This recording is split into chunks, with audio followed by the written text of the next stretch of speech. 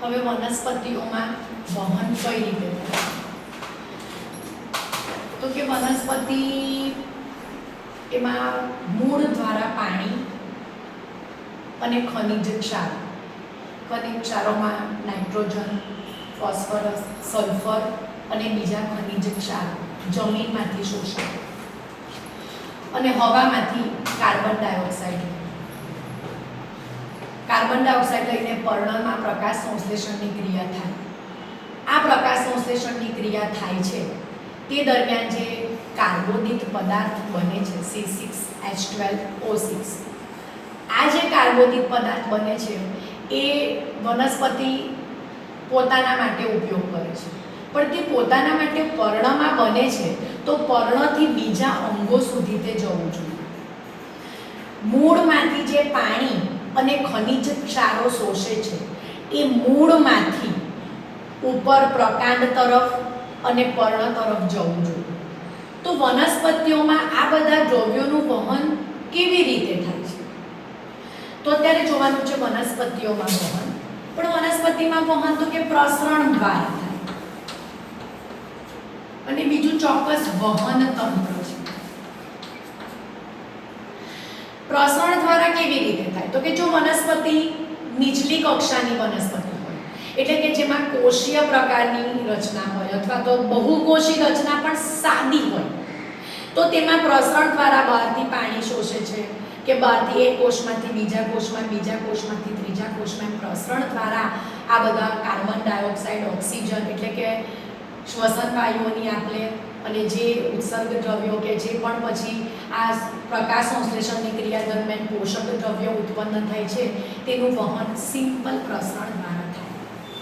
પણ જે વનસ્પતિઓમાં મૂળ તંત્ર અને એનું જે પ્રરોહાગ્ર એટલે કે પ્રકાંડની ટોચ એનું અંતર ખૂબ વધારે હોય, એટલે કે વૃક્ષ સ્વરૂપની વનસ્પતિ હોય, આંબો, પીપળો, લીમડો એવી કોઈ પણ વૃક્ષ સ્વરૂપની વનસ્પતિઓ, તો તેમાં મૂળ દ્વારા પાણી શોષાય અને તે છેક કેટલી બધી ઊંચે પ્રકાંડ સુધી જવાનું, છેક ઉપર ટોચ સુધી કે પછી પર્ણમાં ઉત્પન્ન થતા ખોરાકને મૂળ સુધી પહોંચાડવાનો, તો એના માટે પ્રસરણની ક્રિયા પૂરતી થઈ રહેતી નથી, બહુ સમય લાગે, પોસિબલ જ નથી.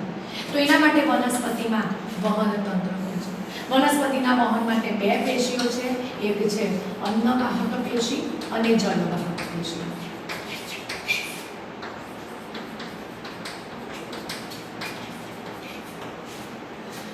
પણ હવે અન્નવાહક પેશી શું કરે છે?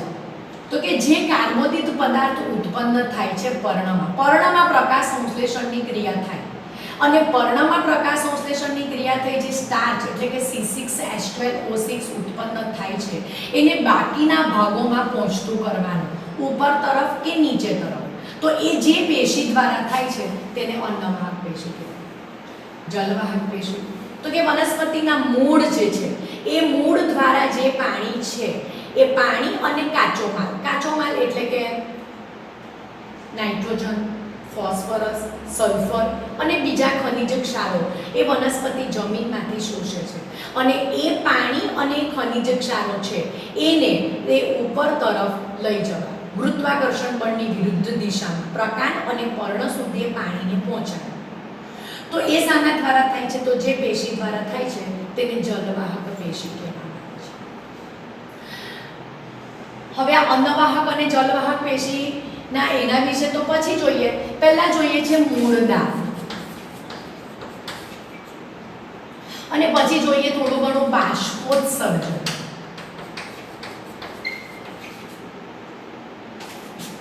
કે મૂળદાબ કઈ રીતે અગત્યનું છે? મૂળદાબ એટલે આ જે મૂળ છે, આ મૂળના ધારો કે મૂળ રોમ છે. આ જે મૂળ રોમ છે એ માટી જમીન સાથે સીધા સંપર્કમાં હોય છે. હવે જમીનમાંથી આ જે ખનિજ ક્ષારો છે તે આયન સ્વરૂપે મૂળ રોમમાં જાય ને મૂળ રોમમાંથી મૂળમાં જાય. હવે આયન સ્વરૂપે મૂળ રોમમાં જાય ખનિજ ક્ષારો એટલે અંદર જે મૂળ રોમ છે એના આયનોની સાંદ્રતા વધી જાય અને બહાર જમીન જે છે માટીના કણો વચ્ચે એની સાંદ્રતા ઓછી થઈ જાય. એ સાંદ્રતાને બેલેન્સ કરવા માટે પાણી બહારથી મૂળમાં દાખલ થાય છે. હવે આ મૂળમાં જે પાણી દાખલ થયું એ પાણી મૂળમાં દાખલ થાય અને એક કોષમાં પાણી એક કોષમાંથી બીજા કોષમાં એમ પ્રસરણની ક્રિયા દ્વારા જે મૂળની જલવાહિની છે એ મૂળની જલવાહિનીમાં એ પાણી ધકેલાય છે.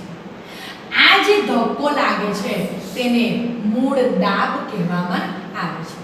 ટૂંકમાં મૂળ દ્વારા પાણી શોષાય છે અને શોષાઈને તે મૂળની જલવાહિનીમાં જે દબાણપૂર્વક ધકેલાય એને મૂળ દાબ કહેવામાં આવે છે.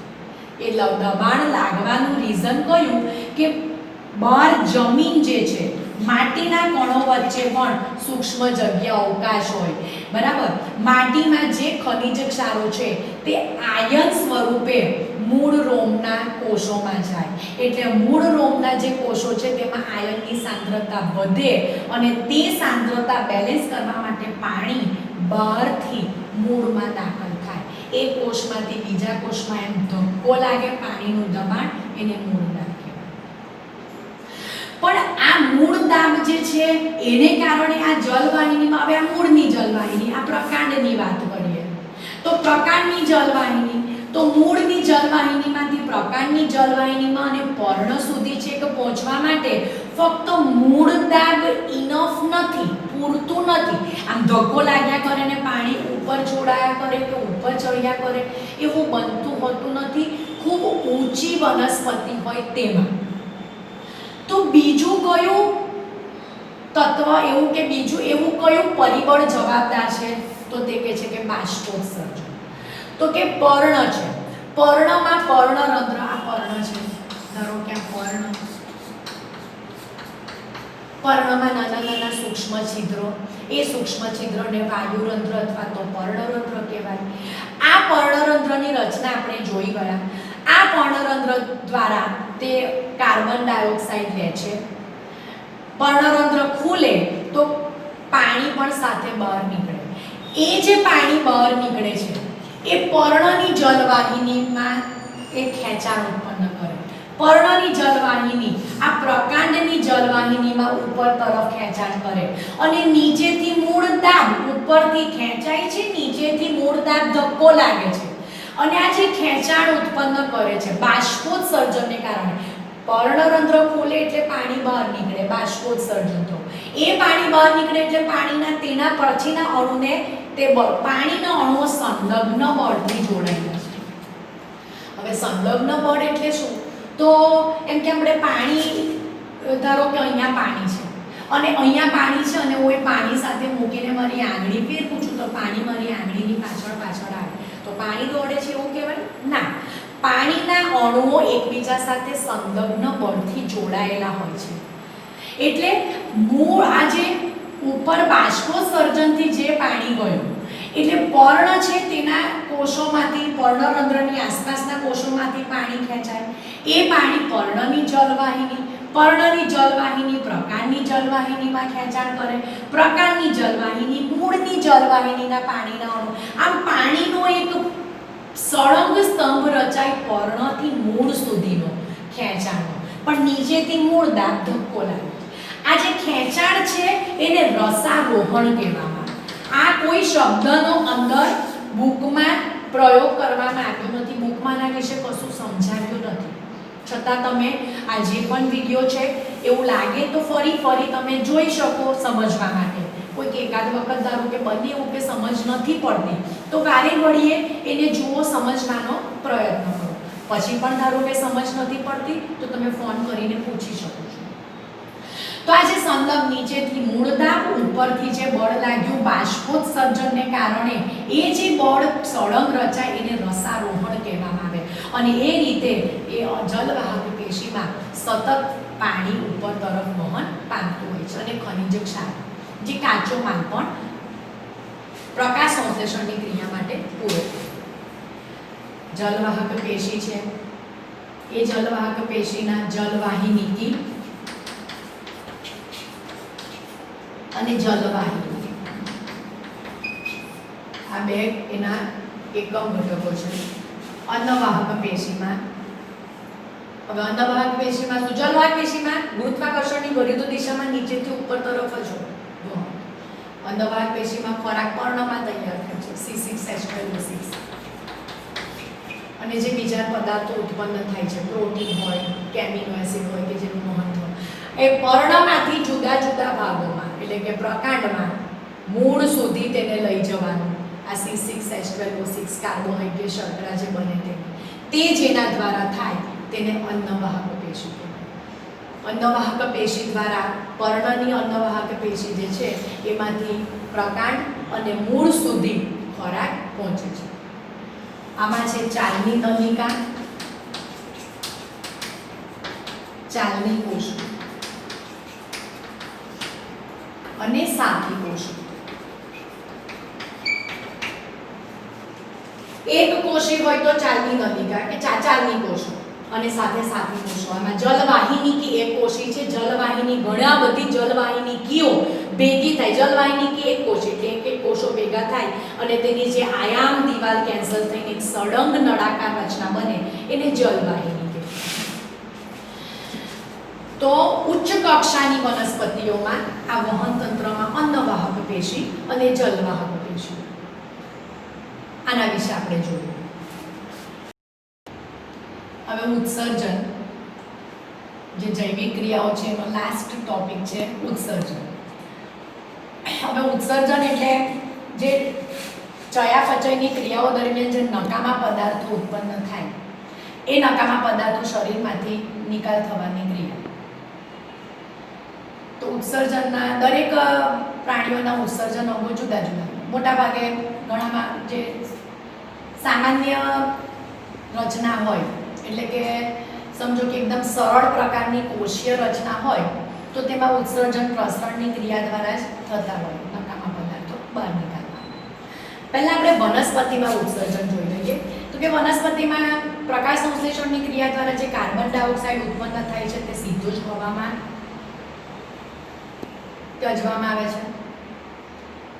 આ સિવાય જો કોઈ ઉત્સર્ગ દ્રવ્ય આ વનસ્પતિમાં જૈવિક ક્રિયાઓ દરમિયાન ઉત્પન્ન થતો હોય તો તેનો પર્ણમાં સંગ્રહ કરવામાં આવે છે અને પર્ણમાં ઉત્સર્ગ દ્રવ્ય સંગ્રહ થઈ જાય પછી એ પર્ણ ખરી પડતું હોય છે, પર્ણપતન થાય છે। ઘણી વનસ્પતિઓ વનસ્પતિમાં લાખ, લાળ, રાળ, ગુંદર વગેરે સ્વરૂપે ઉત્સર્ગ પદાર્થોનો સંગ્રહ કરે છે જેનો આપણે ઉપયોગ કરતા હોઈએ છીએ। ઘણી વનસ્પતિઓ મૂળમાંથી પોતાની જમીનની અંદર જ ઉત્સર્ગ દ્રવ્યનો સંગ્રહ કરતા હોય છે, બહાર નિકાલ કરતા હોય છે જેનો આપણે વનસ્પતિ ફળદ્રુપ બનાવતી હોય છે અને તેનો વનસ્પતિ જમીનને ફળદ્રુપ બનાવે છે અને એ ફળદ્રુપતાનો પછી આપણને લાભ મળતો હોય છે। એટલે પહેલાં એવું આવતું હતું કે એકાંતરો પાક લેવો જોઈએ એટલે કઠોળનો પાક અને અનાજનો પાક। એક વખત કઠોળનો પાક લો અને બીજી વખત અનાજનો પાક લો તો કઠોળમાં ચર્ચા કરી ગયા તેમ સિમ્બિકોડની વનસ્પતિના મૂળમાં રાઇઝોબિયમ નામના બેક્ટેરિયા હોય છે જે નાઇટ્રેટ અને નાઇટ્રાઇટ ક્ષાર પૂરો પાડે છે જે પ્રોટીન બનાવવા માટે ઉપયોગી હોય છે। હવે આ જે છે એ જમીનમાં નાઇટ્રોજન વધારે પ્રમાણમાં પૂરો પાડે એટલે અનાજ જ્યારે તમે વાવો તો એ નાઇટ્રોજન વ્યવસ્થિત પ્રમાણમાં મળી રહેતું હોય છે। તો વનસ્પતિમાં આ રીતે ઉત્સર્ગ દ્રવ્યનો નિકાલ થતો હોય છે। બાષ્પોત્સર્જન દ્વારા પાણીનો નિકાલ થતો હોય છે એની સાથે થોડા નકામા પદાર્થો બહાર નીકળતા હોય। તો આ થયું વનસ્પતિમાં ઉત્સર્જન। પ્રાણીઓમાં અલગ અલગ પ્રકાર ઉત્સર્જન અંગો જુદા જુદા હોય તો આપણે મનુષ્યની વાત કરીએ તો ઉત્સર્જન પહેલાં તો વ્યાખ્યા કે ઉત્સર્જન કોને કહેવાય તો કે શરીરમાંથી નાઇટ્રોજનયુક્ત નકામા પદાર્થોને પ્રવાહી સ્વરૂપે નિકાલ કરવાની જે ક્રિયા છે તેને ઉત્સર્જન કહેવામાં આવે। ફરીથી શરીરમાંથી અથવા તો શરીરની દેહધાર્મી કે ચયાપચયની ક્રિયાઓ દરમિયાન નટ્રલયુક્ત એટલે કે નાઇટ્રોજનયુક્ત નકામા પદાર્થો પ્રવાહી સ્વરૂપે નિકાલ કરવાની જે વ્યવસ્થા છે જે પદ્ધતિ છે એને ઉત્સર્જન કહેવાય। મનુષ્યનું ઉત્સર્જન અંગ છે મૂત્રપિંડ। એક જોડ મૂત્રપિંડ બેક બાજુ, પશ્વ બાજુ, ક શેરુકાઓની પાર્શ્વ બાજુ। ક શેરુકાઓ એટલે મણકા, આપણે જેને મણકા કહીએ તેને વિજ્ઞાનની ભાષામાં ક શેરુકા કહેવાય। તો એની પાર્શ્વ બાજુ એટલે સાઈડ બાજુ એટલે પાછળની સાઈડ પર આવેલા હોય છે એક જોડ મૂત્રપિંડ, વાલના બીજ જેવો તેનો આકાર। આ જે મૂત્રપિંડ છે એક જોડ મૂત્રપિંડ એના મધ્ય ભાગમાં જે આ ખાંચ છે તેમાંથી લાંબી નળી નીકળે છે જેને મૂત્રવાહિની કહેવાય. આ જે મૂત્રવાહિની છે એ માસલ અંગ, આ જે માસલ કોથળી જે છે જેની સાથે જોડાયેલી છે જેને કહેવાય મૂત્રાશય. અને આ મૂત્રાશય એ સાંકડા માર્ગ દ્વારા બહાર ખુલે છે મૂત્રમાર્ગ, અને આ જે કહેવાય એને મૂત્રછિદ્ર. તો કહેવાનો મતલબ છે કે એક જોડ મૂત્રપિંડ, મૂત્રવાહિની, મૂત્રાશય, આ મૂત્રમાર્ગ છે, અને મૂત્રદ્વાર પણ કહી શકાય, મૂત્રદ્વાર કહી શકાય. તો આ છે મનુષ્યનું ઉત્સર્જન તંત્ર. હવે આ મૂત્રપિંડમાં શું છે, મૂત્ર તૈયાર કેવી રીતે થાય છે, તો કે મૂત્રપિંડમાં અસંખ્ય, ઘણી બધી, લાખોની સંખ્યામાં મૂત્રપિંડ નલિકા આવેલી છે. આ જે મૂત્રપિંડ નલિકા છે એને નેફ્રોન પણ કહેવામાં આવે, એને ઉત્સર્ગ એકમ પણ કહેવામાં આવે, જેને મૂત્રપિંડ એકમ પણ કહેવામાં આવે. તો આ જે મૂત્રપિંડ છે, એક મૂત્રપિંડમાં આશરે એક મૂત્રપિંડમાં આશરે 10 લાખ જેટલા આ નેફ્રોન અથવા તો ઉત્સર્ગ એકમ અથવા તો મૂત્રપિંડ નલિકા અથવા તો મૂત્રપિંડ એકમ આવેલા છે.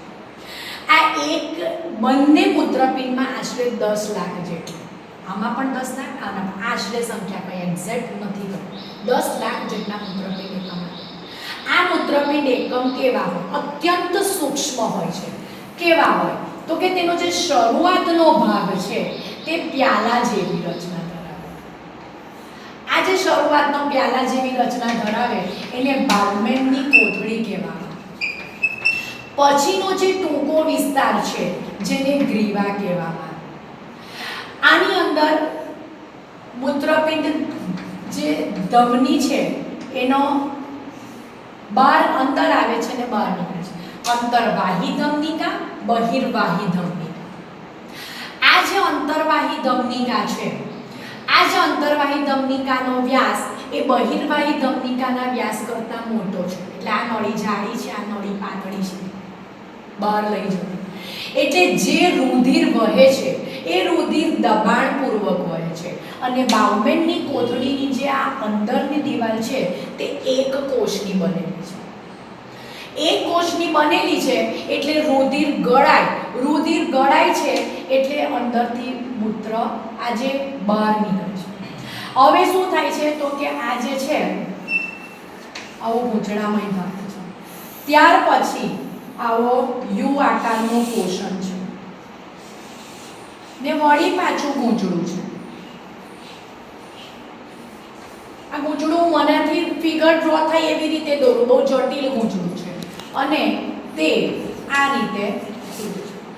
આ જે ગૂંચળું છે તેને નિકટવર્તી ગૂંચળું કહેવાય અને બહિર્વાહી ગૂંચળું, આ જે છે તેને સંગ્રહણ નલિકા કહેવાય અથવા તો આને દૂરસ્થ ગૂંચળું પણ કહી શકાય. આ નજીક છે એટલે એને નજીકનું, નિકટવર્તી ગૂંચળું, દૂરસ્થ ગૂંચળું. આ ગૂંચળા આ બધાની આસપાસ રુધિર કેશિકાઓનું જાળ છે. હવે આ મૂત્ર, આ જે રુધિર ગળાય છે અને આ ખૂબ ગૂંચળામય નલિકા, આ જે છે યુ આકારનો ભાગ તેને હેન્લેનો પાશ કહેવાય.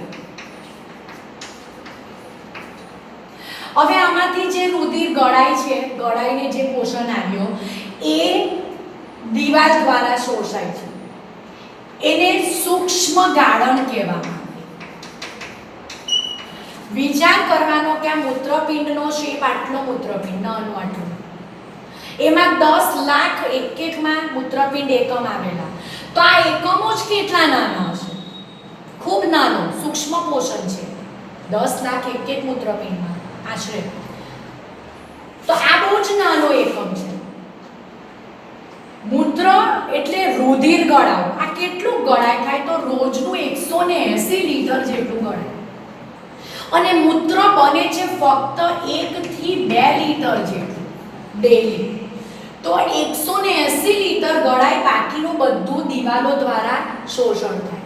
જે ગળાય છે એમાં ગ્લુકોઝ, એમિનો એસિડ, ગ્લુકોઝ હોય, પ્રોટીન હોય, એમિનો એસિડ હોય, તો આ બધી જ ઉપયોગી પણ ગળાઈ જાય એટલે વધારાનું પાણી આવી જાય. તો 180 લીટરમાંથી ખાલી 1 કે 2 લીટર જેટલું જ મૂત્ર બને છે રોજનું. 180 લીટર તો ગળાય છે, તો કેટલું બધું પુનઃ શોષણ એટલે ઉપયોગી બધા દ્રવ્યોનું શોષણ થાય છે અને એ આ અંદર શોષણ થતા આ સંગ્રહણ નલિકામાં જાય છે. સંગ્રહણ નલિકા આ મૂત્ર વાહિનીમાં ખુલતી હોય છે અને આ રીતે મૂત્ર ગળાઈને ટીપે ટીપે મૂત્રાશયમાં એકઠું થાય છે. મૂત્ર મૂત્રાશયથી સંપૂર્ણ ભરાય એટલે ઓટોમેટિક તેનું સંકોચન ચાલુ થાય છે અને મૂત્રાશયનું સંકોચન ચાલુ થાય એટલે અહીંયા જે સ્નાયુઓ છે મૂત્રમાર્ગમાંથી મૂત્રદ્વાર દ્વારા મૂત્ર બહાર ત્યાગ પામે છે, નિકાલ પામે છે. પણ આ જે રચના અંદર ફિગર ડ્રો કરેલી છે આ જે છે આગળ રુધિર કેશિકાઓનું જાળું એટલે જે ઉપયોગી દ્રવ્ય પુનઃ શોષણ થયું આને કહેવાય સૂક્ષ્મ ગાળણ.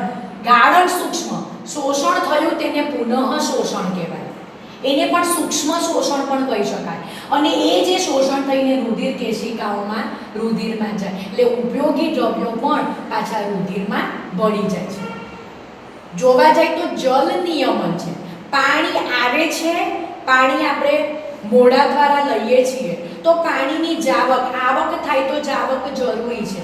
આવે છે તો જવું જરૂરી છે. પરસેવા દ્વારા થતું હોય અને મૂત્ર દ્વારા થતું હોય. જલ નિયમન મનુષ્યમાં આ બીજું નકામા નાઇટ્રોજન યુક્ત નકામા પદાર્થોનો નિકાલ થાય.